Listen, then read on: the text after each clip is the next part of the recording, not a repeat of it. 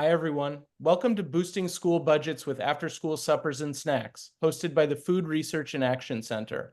I'm Steve Hayward, FRAC's Communications Manager. Before we begin, I'd like to cover a few brief housekeeping items. We expect this webinar to run about 60 minutes. We are recording the presentation and will send the recording and slides in a follow-up email. We'll have time for questions and answers at the end of the presentation. To ask a question at any time during the webinar, please use the Q&A panel. Closed captioning is available. To turn captions on, click the CC button in the bottom taskbar and select English as the spoken language. With that, I'll pass it off to Kelsey Boone, Senior Child Nutrition Policy Analyst at FRAC. Take it away, Kelsey. Thank you so much, Steve. Thank you everyone for being here with us today. Next slide. So today's agenda, we're going to start with the after-school meals programs and budgets basics. Sorry, I think there's animation on this. And then we will turn it over to our two panelists, Amanda Harvey from Fresno Unified School District and Eric Bankhead from Atlanta Public Schools, to speak through some of their practices and how they support their after-school programs with and keep their budgets in check. So next slide, please. So the NSLP snack is one of two of the after-school programs, and it provides a snack per day to children 18 and under. Sites in attendance area where a school that has 50% of children who are eligible for free reduced price school meals are eligible to run the program. And an enrichment or educational component is required, and the meal pattern components are, you're required to have two of these as part of the meal pattern, and that is a grain, a protein, a milk, a fruit, or a vegetable. Next slide. So with NSLP snacks, the reimbursement rate is $1.21 per snack. So NSLP reimburses public and private nonprofit schools for providing snacks to children 18 years and younger who participate in school-sponsored educational or enrichment programming. Schools can also provide snacks in community programs that are designated as school-sponsored. The after-school program does not need to be operated by a school or be located on school grounds to receive, and does need to be operated by a school to be located on school grounds to receive NSLP. So if you had 300 children in the NSLP snack program, you would, for 180 school days, you could get a reimbursement up to $65,340. Next slide. So one way of boosting budgets is to focus on CACFP suppers over snacks. For the CACFP supper program, the meal pattern requirements are all 5 meal components, and 2 are required for a snack. As far as eligibility for free rate reimbursement, sites qualified to provide after-school meals and snacks by being located in the attendance area of an elementary, middle, or high school that had at least 50% of its student enrollment certified to receive free reduced price school meals qualifies. Once a site meets this threshold, it receives the free or higher reimbursement rate for all the meals and snacks served through CACFP. Next slide. So a CACFP supper is currently reimbursed at $4.25 per meal. So this can really add up. So 300 children a day for 180 school days can get a school $239,220 to help boost your budgets. Next slide. So why after school meals? After school meals combat hunger and food insecurity by providing free meals to children 18 and under at sites in low-income communities. It also supports overall operations for schools, meal sponsors, and after-school programs by providing reimbursement for meals and snacks, and up to 15% of that can be used to support administrative costs. The program is also flexible, including timing, meal options, locations, and patterns, and ensures children have the nutrition they need to stay engaged in after-school programming. Next slide. So what are the budgetary benefits of after-school meals? Food draws children into your after-school program, and the more children results in more reimbursement. Increased participation in breakfast and lunch at schools um, allows for relationship building during the out-of-school time hours. And 15% of reimbursement can be used for administrative costs. All CACFP meals are reimbursed at the free rate, regardless of a child's individual eligibility status if the site is area eligible, and can also allow for CEP schools functioning at low ISPs to break even. Next slide. So these are just a few of our resources from FRAC, so our after school report, our after school website, and our general after school resources. The after school report is our report from last year, and our new report will be posted at some point in the next month or so. And now I'm going to hand it over to Amanda Harvey. Hi, I'm Amanda Harvey, Nutrition Services Director for Fresno Unified School District in Fresno, California. We are the third largest school district in California, and I'm going to be talking mainly about our supper program and how that has really supported us and our financial stability throughout the last decade. So we are Fresno Unified. We are 72,000. We have over 72,000 students. We serve at 108 serving sites. We have over 500 nutrition service professionals that work for us to make sure all of our meals get out to our students. We have annually, this past 23-24 school year, we served 13.8 million meals. That was, and for breakfast, 2.9 million, for lunch, 8.65. For snack, and that's our NSLP snack, we did 630,000 small snacks. We call them the little snacks, small snacks. And then in supper specifically, we did 1.65 million meals for supper. And we call that super snack. So you might hear me kind of go between both supper or super snack. And then we also participate in the fresh fruits and vegetable program, and we serve 25,000 servings of our fresh produce, and we do local. All of our FFVP program is local. So that's just a little bit of the details of our school district. We can go to the next slide. So some steps, some ideas for if you're new to supper and you want to start it, I definitely say start small. And I do realize that our idea of small when we have 108 sites is probably a lot different than maybe other people's ideas of small, but our first year was 2013, 2014. And by the end of the year, we had 21 sites offering supper. We did, of course, start smaller than that. It was one or two, getting it off the ground. And then it grew over the years. By the next year, we were really almost all the way on board with 75 of our sites. And then currently, we now have 87 of our sites, and those are the ones that are eligible for it. So we do have, not all of our sites are eligible for it. Not all of our sites have an after-school program, things like that. I didn't mention, but we have been CEP since 2014-15, 100% CEP district-wide. So what's helpful, Kelsey gave some numbers of what those additional meals, the revenue that it brings into the nutrition services department. And so, for example, last school year with our 1.65 million meals served, that was looking at a $7.8 million reimbursement for those meals. And for 22-23, we brought in 1.34, and that was, about $6 million brought to the district. And we have managed we've been able to implement our program without adding any labor to our nutrition services department. And I'll talk a little bit about that, and we can go ahead and go to the next slide. So we didn't add any FTEs to support the supper program, because that can oftentimes be a concern. What if the program doesn't stick, but then you have these FTEs that you're required to maintain? So we actually didn't add any additional FTEs to the program.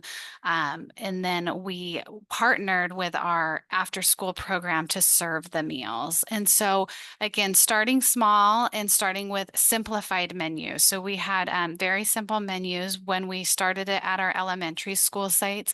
We started it with shelf-stable meals. So a fully shelf-stable meal, the milk was there. They'd have their own designated milk box. Our operator at the school site would coordinate with the after-school coordinator on a location. We'd work with our after-school program on completing the logs appropriately so that we had all of our information that we needed for our audit. We also, so at our middle and high schools, which are on-site prep sites, they would make a very simple sack lunch that met all the meal components.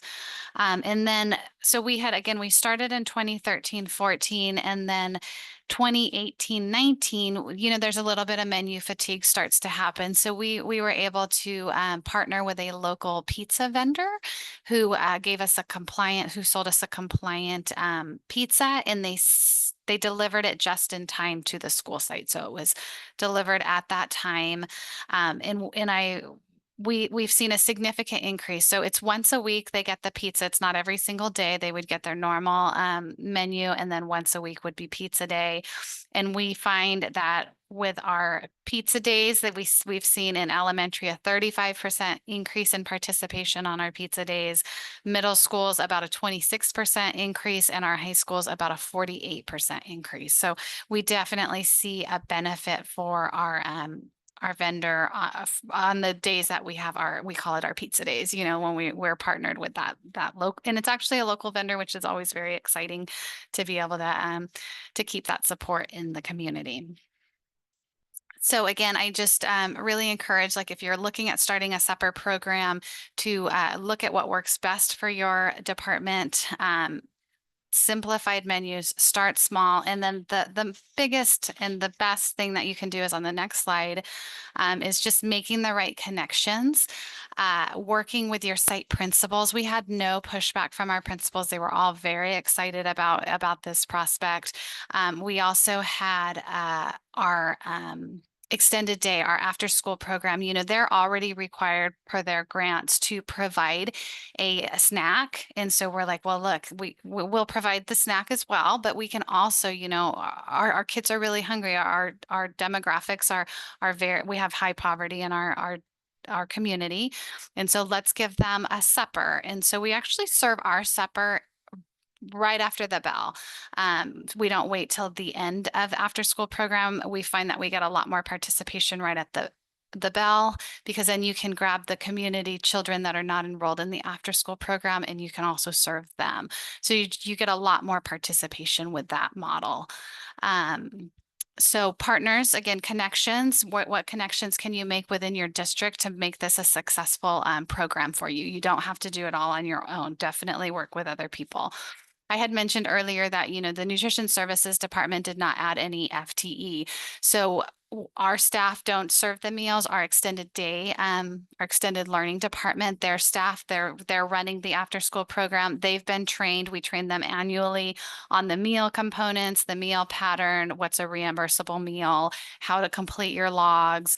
We also have our staff on site that will support them. We have managers that are in the area that can support them. And then we can also the extended learning, because they report to the extended learning. So if we're having any problems like repeat concerns, the extended learning managers will step in and support us as well. So it's really become a great partnership between our two departments.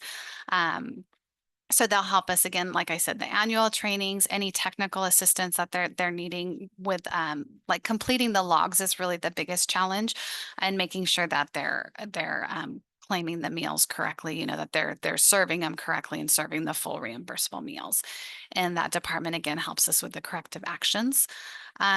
The fiscal department. So this was really a big benefit for us. We used to do PARs, the personnel activity. When staff are split funded, they have to complete a PARs form.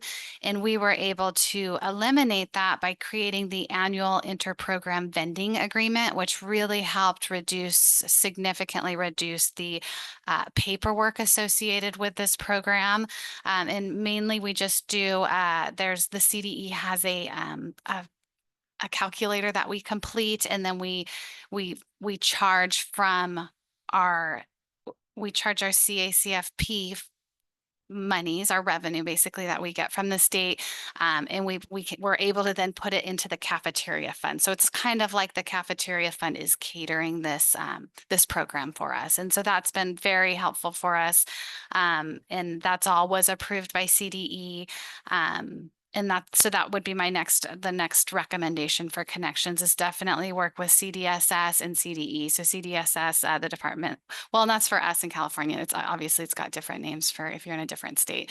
But so our state agency that supports us, work with your analysts to make sure you're doing it properly, make sure they, approve the forms that you're doing, the plans that you're doing. So we didn't try to roll out anything until we worked with our state agency to make sure we're understanding the program and that we're implementing it properly. So those are my key recommendations. I will have to also share, this was pre-pandemic. This was our before we implemented that inter-program vending agreement, our CACF revenue was growing and growing and growing. And our fiscal department kept telling us, we've got to spend it down. We've got to spend it down.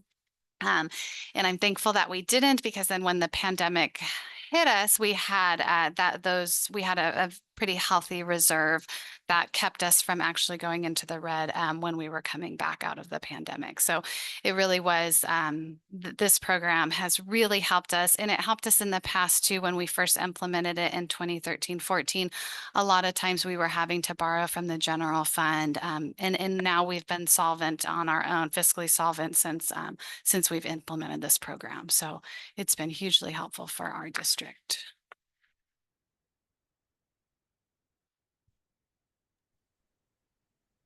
And that's the end of mine. I think I'll pass it over to Eric. Hey, thank you. So, good afternoon. My name is Eric Bankhead. I'm a Senior Executive Director of Atlanta Public Schools. A little bit background about our district is we're about 72 schools, 52,000 kids. We're about, out of our 72 schools, 59 of the schools are CEP.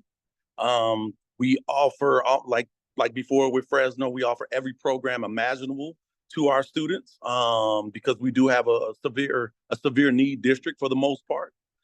So a little bit interesting fact with us, this is our first year of being self-operated. The district for the 20 past years have always had a management company that has been running the district. And so I was actually one of those contractors back in 2016. I worked for a contract management company. When APS decided to go back self-op, my old client called me, asked me would I consider coming back. So the self-op world has been a little new to me. But when you've been in K-12 for 20 plus years, you understand the rules, you understand the regs, and you know why you're in the business, and it's to feed kids. And so when we keep that mindset, we're always striving to think about how can we feed our kids. And, and I tell my management team, my hourly staff that, whenever our child, if they go on a field trip, our goal is to figure out how do we get them fed. If they are having a student council, how can we get them fed? And so, when I was asked to speak about the after-school snack program and supper programs, it's just like I said, it's kind of a no-brainer for us. But I mean, like you said, you got to make sure you're doing it right. So I just talk about a few things just to kind of help you make some decisions as you move forward in your program. Next slide, please. And so as we're talking about the supper program, there's three things that we look at when we're deciding on the programs, and it's got to be sustainability, budget conscious, and viability. And so when you're looking at that, it's just making sure that we can accomplish all of those things. When I look at Fresno and what was presented, we mirror and do a lot of things that they're doing. I think the biggest difference for us is we do have a labor piece to our after-school snack program. We do produce hot meals. So we produce a fresh meal every day. And so that is the one difference with what they do as far as their grade levels. And even with having an employee, and of course, we establish those hours based on how many meals they are doing. So if you're doing 50 meals, it might be a different model. If you're doing 100 meals or 200 meals. So that's how we base our staffing on how we're going to service our students here in Atlanta Public Schools. So next slide, please. So when we talk about sustainability, again, I think last presenter presented that, you don't want to start a program and then you have to close it because you haven't planned right. So it's about making sure that you carefully craft your menus. Again, I think, we get about $4 and something for a supper, $1.21 for a snack. So it is making sure that you're looking at that as you're planning your menus and making sure that you keep that in mind to ensure that you can have a solvent program. And right now, how we budgeted our program, and even in the past when this program was through a contractor, it was a solvent program that kind of helped our overall budget to the tune of about $500,000 a year. So pretty good resources to help continue to move our program and develop our program. And so, with that and sustainability, you want to ensure that you have affordability for participating schools, maintain a student-centric menu across participating schools. And when I talk about menus, like our dietitians go through and make sure that, whatever we serve for lunch or breakfast, we're not duplicating in our snack and supper menus. So as that student is eating the meal and they eat 3 meals with us in that day, they're getting something different. So it's a lot of details like that just to make sure, because at the end of the day, you want your students to participate. It does no one no good to have a program, prepare food, and students don't want to participate in the food because you're serving the same thing that they had at lunch or the same thing they had at breakfast. So we do pay particular attention with that and try to be creative with the menus that we're serving.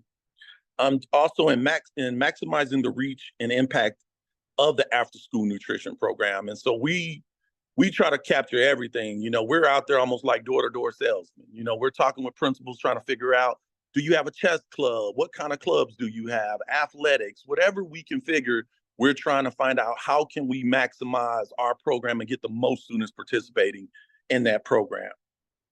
Next slide, please. And so like Fresno talked about the budget and being aware of that. And so that's, really that's the key to the business, right? You want to find programs that help grow or minimize, or if you a program that's borrowing from the general fund, how do you minimize that every year? Like your first year, you might not, make all of the money, but if you can just chip away at it a little bit at a time by adding programs where students want to participate and capturing students where they are, it helps you. Every dime, every penny, every nickel helps. And so with that, it's just, and we don't just always make decisions always about the budget. Of course, you need to have money to do it, but, we're in child nutrition. And so the goal is really to feed kids and kind of in our area, a lot of kids, what they eat, the 3 meals they eat a day, they eat at school. Some of them struggle with getting meals when they go home, or when they go home, they're getting meals that's not nutritious. So we are very conscious about that when we're providing meals and doing the support. And like I said, and just making sure when you're looking at your area eligibility, are your free and reduced percentages, or your direct cert percentages, it's just making sure that it makes sense for you, because again, some schools might not qualify. In our district, we have about 19 schools that don't qualify to feed every child a free meal. So we have to be very very, very cautious on the schools that we select as we're moving these programs forward. Next slide. And viability is one of the things is just making sure that when implementing an after-school meal program, you just got to make sure that you're getting everything from food costs, labor costs, your reimbursements. Does it make sense in this program? And when we implement this program, can we sustain this program through time, right? Like our goal right now, I think we have, like I said, about 29 supper and 15 snack programs. And so we're already starting this year to see how many new programs we can add for the next year. And we're using the data, and we're using like our current programs, we're using them to kind of be our mouthpiece to some of the schools that's a little resistant to the programs. And so we're just doing all of that work now to know where we're at next year. And that's the one thing with supper and snack programs in our district.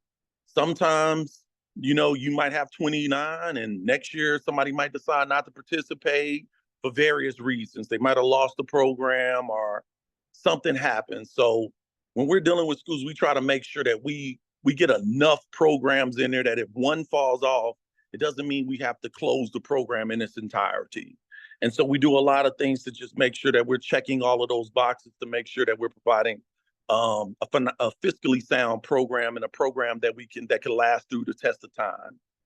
And when you develop and you execute targeted marketing plans. We do a lot of that. And like I said, we're out there, we're sending flyers to the athletic directors, we're sending them to program directors, we send them to the principals. We do everything we can to reach as many administrators to try to market our program and talk about the benefits of this program.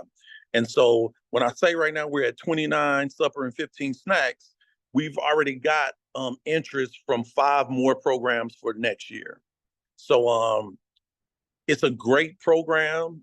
You get to feed students on all levels. One of our kind of decisions are, do we want to move away from some snack programs and convert those into supper programs? Because as you know, you get more reimbursement for a supper program. You can provide a healthier, more hearty meal in a supper program. But we also want to make from the logistics and whatever program and time constraints that we're providing a solution that works for that school or that particular principal. So we don't just want to get in there and be like, oh, go all supper, and then it doesn't work. So we do, advocate for snacks as well, but we definitely try to push them towards the supper program if possible for us. And when I said labor, the labor is only for supper programs. We don't have any additional labor for snack programs, but our supper we do because we do want to provide a hot meal. Next slide. And that's the end of my presentation. Thank you.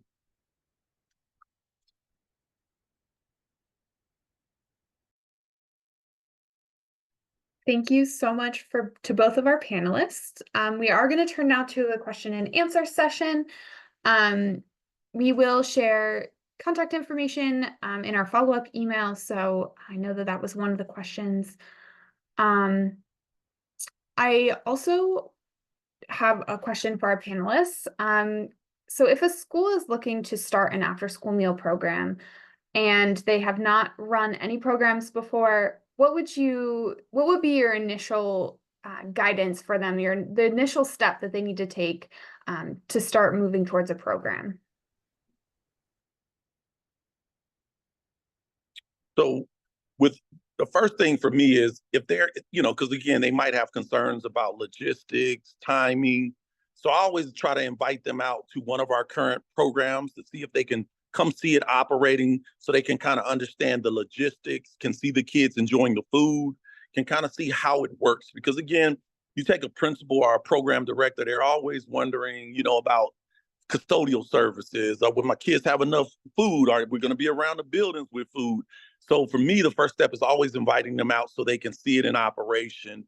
Then we go into Q&A. And then once they kind of see it and decide that they want to commit, then we go to the steps of getting them set up so we can move forward and start feeding their kids. Yes, I agree with Eric. The same thing. It definitely, I think when they observe it was beneficial, and then really keeping an eye on the organization, making sure. So some of our sites that we go out to, there might not be one designated person that manages the enrollment and the attendance, and that's a big issue for when we're audited. So keeping that aligned, keeping your enrichment program and the documentation of what enrichment is happening in the program. And that would be for, the sites. As far as if the nutrition program is interested in it, then they have a different scope of what's important to them. But for the site and the site administrators, like principals and counselors or anything like that, they would need to, make sure, especially the enrichment. That's the thing we're always looking for when we go out, because that's kind of out of our control for nutrition. They're in charge of the enrichment part of it. Thank you for that. If anyone has any questions, feel free to put them in the Q&A function. We do have a question that refers to SFSP and asks if the panelist schools participate in SFSP. I'm going to kind of turn this second part of the question, if you do participate in SFSP, does that help at all with your after school, like improving your after school participation or feeding your program, like feeding into your programs for after school? So I'll answer that. We actually we used to participate in SFSP, and then we transitioned to seamless summer options, so SSO. Very similar programs, but we do the seamless summer option, and our district is actually we operate summer session at about 90% of our schools. So we have 108 feeding sites. So we have quite a few schools that operate in our seamless summer program. And can you repeat the second part? That was a little confusing question, Kelsey. But you're on mute. I am muted. So the second part was asking about recruitment, but I was just kind of curious if the participation and having students come in for the seamless summer option has any impact on students wanting to participate in after school programs. I think in our district it might, because we do a lot of summer camps that is led by the extended day team. So they might be able to see, the fun things that they're doing in the camps during the summer, and that might encourage them to join the after school program. So I think there's potential that that's a supporting.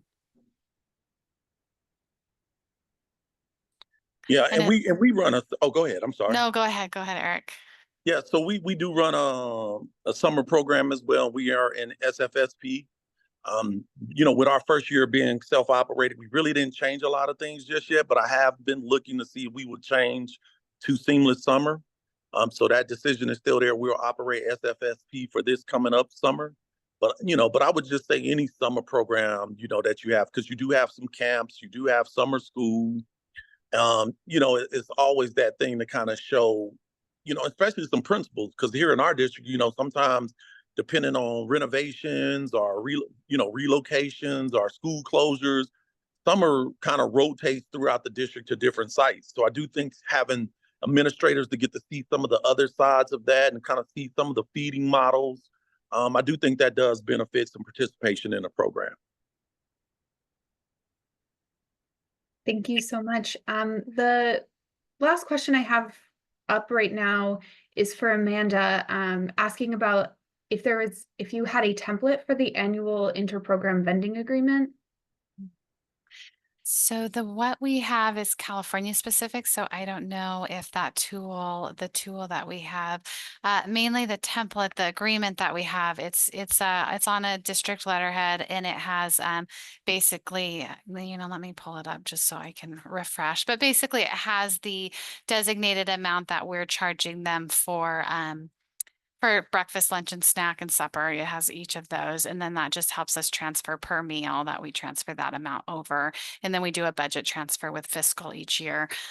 So I would recommend working with your state agency to see what like interprogram vending tools they have, if they allow it. We spent actually several years working with them.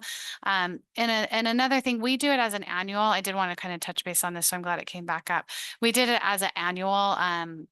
We do it as an annual agreement with fiscal. That's just our fiscal signs off and agrees to it. But it could also be like a permanent standard operating procedure. At least in California, it could be kind of like a permanent standard operating procedure that could go to the board for approval, or it's just written into the fiscal's handbook. So it doesn't actually have to be kind of an annual agreement, but we do like to adjust based on, reimbursement rates and things like that. So we don't mind taking a look at it each year.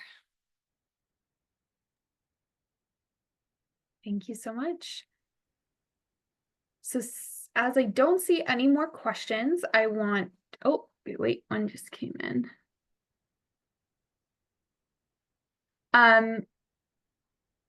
Okay, so that's all the questions I think we will have for today. I really appreciate everyone for joining us today. Thank you so much to our panelists, Amanda and Eric. We really appreciate it. There will be a follow-up email with the slides and the recordings that will go out within a week or two. and we'll have contact information on that as well. So thank you all. Thank you so much. I hope everyone has a wonderful day and a safe weekend. Thank you. Bye, everyone.